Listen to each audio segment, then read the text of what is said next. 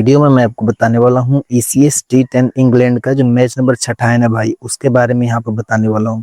तो भाई इस वीडियो में इस मैच से जुड़ी सारी जानकारी आपको देने वाला हूँ, जैसे कि कौन सा प्लेयर चलेगा, कौन सा प्लेयर फ्लॉप होगा, किसे रखना है, किसे ड्रॉप करना है, कैप्टन या वाइस कैप्टन किसे बनाना है, स्मॉल लीग के प्लेयर्स के बारे में, GL के प्लेयर्स के बारे में, मतलब कि A to Z सारी जानकारी यहाँ पे देने वाला हूँ। आपको क्या करना है, पूरी तरीके से वीडियो को देखना है और प्लेयर्स के बारे में समझना है, और पहली बात की कोशिश करनी है अपनी टीम खुद से बनाने की। अगर अपनी टीम नहीं बना पा रहे हो, आपको चाहिए कि बनी बनाई टीम मिल जाए, तो क्या कर सकते हो। फाइनल टीम मैं अपने टेलीग्राम के चैनल पे देता हूँ, जिस टेलीग्राम चैनल का लिंक मैंने डिस्क्रिप्शन बॉक्स में दिया हुआ है, तो लिंक पे क्लिक करना है और सीधे से टेलीग्राम चैनल से ज्वाइन हो जाना है। उसके अलावा भाई एक लाइक जरूर कर देना है, और प्लीज भाई चैनल को भी अपने सब्सक्राइब कर देना है। तो चलो अब मैच को ऊपर आते हैं। देखो भाई मैच नंबर 6 है इस टूर्नामेंट का। मैच होने वाला है वेवरिज और यहाँ पे ईस्ट मॉलिसी के बीच में। और टाइमिंग की बात करें तो 2:30 पे ये मैच होने वाला है। आज के दिन का T10 का पहला मैच है भाई। अगर यहाँ की वेन्यू की बात करें तो भाई सेम वेन्यू पे यहाँ पे रियानिस पार्क स्पोर्ट्स ग्राउंड में ये मैच होने वाला है। उसके अलावा अगर पिच रिपोर्ट की बात करें तो लास्ट के 5 मैचों की कहानी यह है कि 135 के आसपास का एवरेज स्कोर है, मतलब कि टोटली बैटिंग फ्रेंडली है। जिसमें से कि टोटल विकेट्स यहाँ पे 42 विकेट गिरे हैं, और पेसर्स को यहाँ पे 21 विकेट्स मिले हैं, और स्पिनर्स को भी 21 विकेट्स मिले हैं। जो स्पिनर्स को 21 विकेट देख रहे हो ना भाई, ये सेकंड इनिंग में ज्यादा मिले, क्योंकि सेकंड इनिंग में स्पिनर्स को हिट करने के चक्कर में बल्लेबाज अपना विकेट गवाते हैं, तो इसलिए उनको ज्यादा विकेट मिलते हैं। तो चलो अब उससे उसके अलावा देखो पिच रिपोर्ट पर ज्यादा आपने भरोसा करने है नहीं T10 के मैच में। आपने क्या करना है, सबसे पहले टॉप ऑर्डर के बल्लेबाज को लेना, ऑलराउंडर्स को अपनी टीम में लेना, और डेथ वाले बॉलर्स अपनी टीम में ले लेना। आप ये देखना, अगर यही पैटर्न आप फॉलो करते हो लगातार, तो अब 10 में से आप 8 या 9 मैच विन करने वाले हो, मतलब विनिंग परसेंटेज आपका 80 या 90% होने वाला है। तो चलो अब प्लेयर्स के बारे में आते हैं, किस प्लेयर को लेना है, किसे ड्रॉप करना है। सबसे पहले ट्रिकर आते हैं। बैटिंग ऑर्डर काफी नीचे है, इसलिए आपने इसे नहीं ट्राई करना है। अगर स्टैट्स की बात करूँ तो मात्रा ने 12 की एवरेज के साथ स्कोर किया है, उतनी बैटिंग आती नहीं है, इसलिए नहीं लेना है। फिर यहाँ पे स्टेवंस आते हैं, स्टेवंस को भी नहीं ट्राई करना है, यहाँ पे मिलट को भी नहीं ट्राई करना है। इन तीनों का अगर देखोगे ना, बैटिंग ऑर्डर काफी नीचे है। तो देखो विकेट कीपिंग सेक्शन में सबसे अच्छा ऑप्शन कौन सा रहने वाला है, टियाम अफसर। टियाम अफसर की बात करें तो 106 पॉइंट अभी तक इसने दिया हुआ है, 94% लोगों ने लिया हुआ है। 3 मैच खेला हुआ भाई, 3 मैच में इसका हाईएस्ट स्कोर रहा है, या 30 का रहा है। मिडिल ऑर्डर में अगर बैटिंग करने के लिए सबसे अच्छा ऑप्शन यही रहने वाला है। अगर मैं बात करूँ स्मॉल लीग के नजरिए से या फिर जीएल के नजरिए से, तो चाहे वो GL हो चाहे स्मॉल लीग, अफसर कोई अपनी टीम में ट्राई करना है आपने। फिर आते हैं यहाँ पे बैटिंग सेक्शन। तो बैटिंग सेक्शन में सबसे पहले रिवर्स फॉर्ट्यून आते हैं। 22 पॉइंट अभी तक दिया हुआ है, 44% लोगों ने लिया हुआ है। 5वें नंबर पर आएगा बैटिंग करने के लिए। अब देखो इसके साथ ना बॉलिंग से भरोसा करना है, बैटिंग से बिल्कुल ही भरोसा नहीं करना है, क्योंकि काफी नीचे आता है बैटिंग करने के लिए।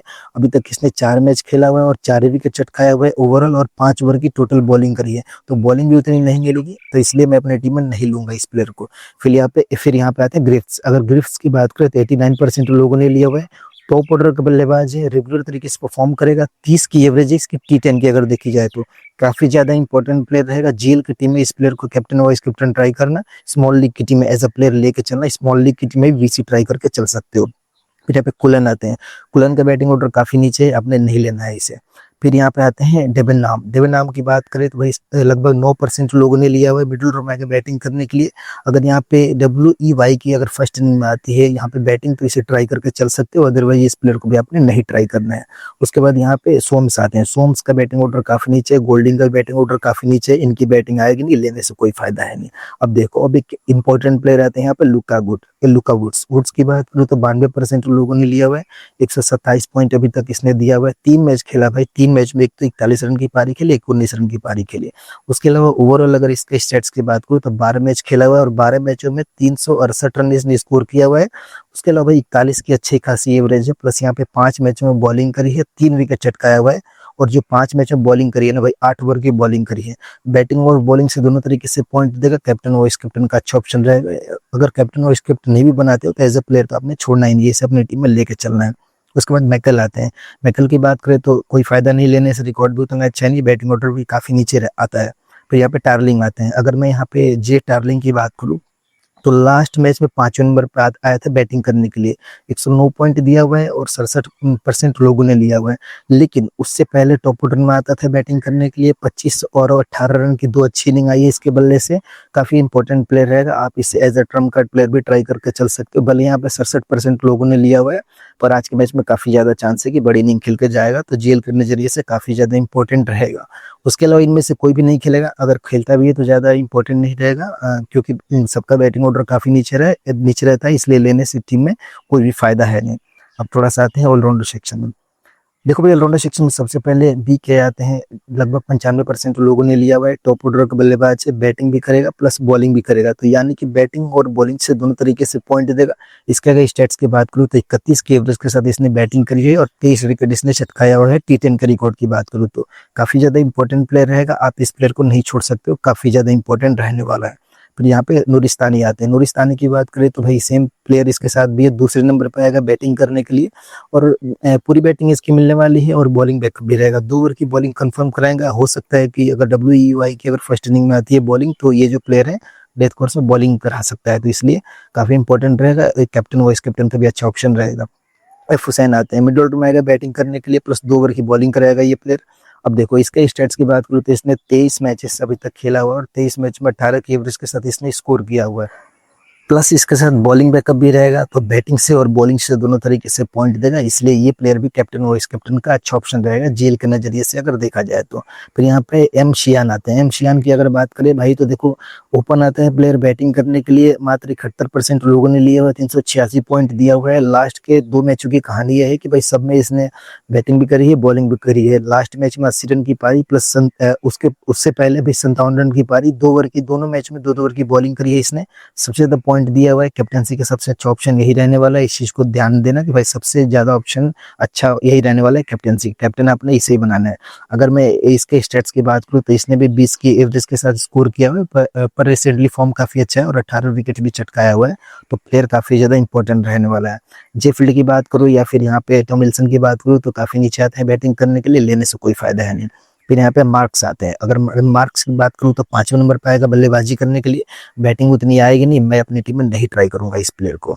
फिर यहाँ पे नेक्स्ट प्लेयर आते हैं साउथगेट। अगर मैं साउथगेट की बात करूँ तो टॉप ऑर्डर का बल्लेबाज है।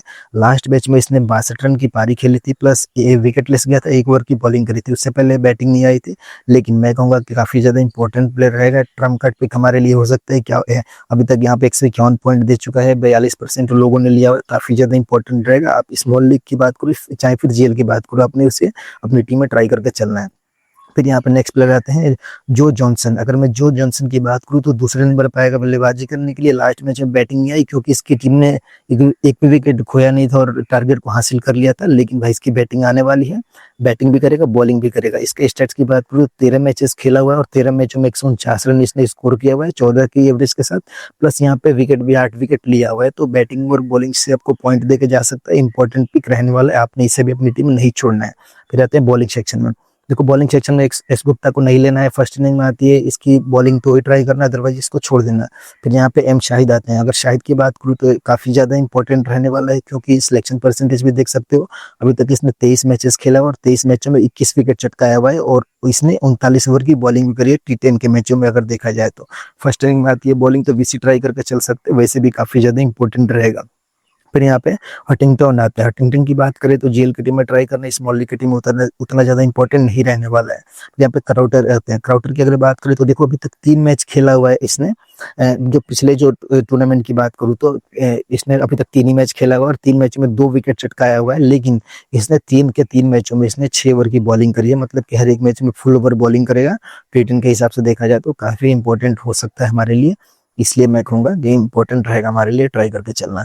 उसके अलावा भाई इनमें से कोई भी आपके लिए ज्यादा इंपॉर्टेंट नहीं रहेगा, सबका बैटिंग ऑर्डर काफी नीचे रहता है और बॉलिंग तो उतनी मिलेगी नहीं। अब देखो यहाँ से एक और इंपॉर्टेंट प्लेयर रहेगा, यहाँ पे श्रीदेवी आते हैं। श्रीदेवी की बात करें तो भाई देखो right arm off break bowler है। अभी तक इस टूर्नामेंट में इसने 3 मैच खेला हुआ और 3 मैचों में इसने 4 विकेट चटकाया हुआ है, और 4 विकेट जो चटकाया है ना लास्ट के 2 मैचों से देखा जाए तो 2-2 ओवर की बॉलिंग करके जा रहा है, मतलब पूरी ओवर बॉलिंग। सिर्फ फर्स्ट मैच में 1 ओवर की बॉलिंग करी थी, उसके पहले लगातार इसने बॉलिंग करी थी 2 ओवर की, तो इसलिए हमारी टीम में इंपॉर्टेंट रहेगा। ऐसे ट्रम्प कार्ड प्लेयर भी ट्राई करना है, सिलेक्शन परसेंटेज काफी कम है, आपके लिए काफी इंपॉर्टेंट हो सकता है। फिर यहाँ पे हॉन्टन आते हैं। हॉन्टन की बात करें तो 3 मैच खेला हुआ इस टूर्नामेंट में और 2 विकेट चटकाया हुआ है, लेकिन हाँ काफी ज्यादा चांस है कि 2 ओवर की बॉलिंग करके जाएगा, इसलिए हमारी टीम में ट्राई करके चल सकते हो। उसके अलावा इनमें से कोई भी आपके लिए इंपॉर्टेंट नहीं रहेगा। अब देखो कैप्टेंसी की बात करें तो जैसा कि मैंने आपको कहा था सबसे अच्छा ऑप्शन यहाँ पे मिचेल स्टार्क रहने वाले हैं कैप्टेंसी का, क्योंकि टॉप ऑर्डर का बल्लेबाज है, बैटिंग से पॉइंट देगा, बॉलिंग से पॉइंट देगा। 2 मैच में अच्छी पारी खेली ही हुई, एक तो 80 रन की पारी, तो 57 रन की पारी, तो प्लेयर फॉर्म में भी और बैटिंग से और बॉलिंग से पॉइंट देगा, रिकॉर्ड भी अच्छा है। इसी की बात करें तो अभी के लिए यहाँ पे लुका वुड सबसे अच्छा ऑप्शन रहने वाला है, क्योंकि बैटिंग भी कर रहा है और बॉलिंग भी कर रहा है। तो आपने इन्हीं दो में से कैप्टन वाइस कैप्टन किसी को बनाना है। अगर जीएल के कैप्टेंसी की बात करें तो भाई जीएल के कैप्टेंसी की बात करें तभी के लिए देखो ग्रिफ सबसे अच्छा ऑप्शन रहने वाला है, टॉप ऑर्डर का बल्लेबाज है, प्लस एवरेज भी काफी ठीक ठाक है, इसका स्टैट्स भी अच्छा है, तो इसलिए आप इसे जीएल की टीम में कैप्टन वाइस कैप्टन बना के चल सकते हो। बाकी याद रखना कि फाइनल टीम जब लाइनअप आएगी उसी हिसाब से मैं आपको दे पाऊंगा, तो फाइनल टीम अभी इस बेस पे मत समझ लेना कि ये प्लेयर रखने हैं। फाइनल टीम के लिए अलग से आपको जब भी कोई मान लो ऑफिशियल नोटिफिकेशन कोई आता है तो वो सारी चीजें देख के मैं आपको बता दूंगा। तो उम्मीद है कि आपको सब कुछ समझ में आ गया होगा। तो वीडियो देखने के लिए, अपना कीमती समय देने के लिए आप सबका बहुत बहुत धन्यवाद।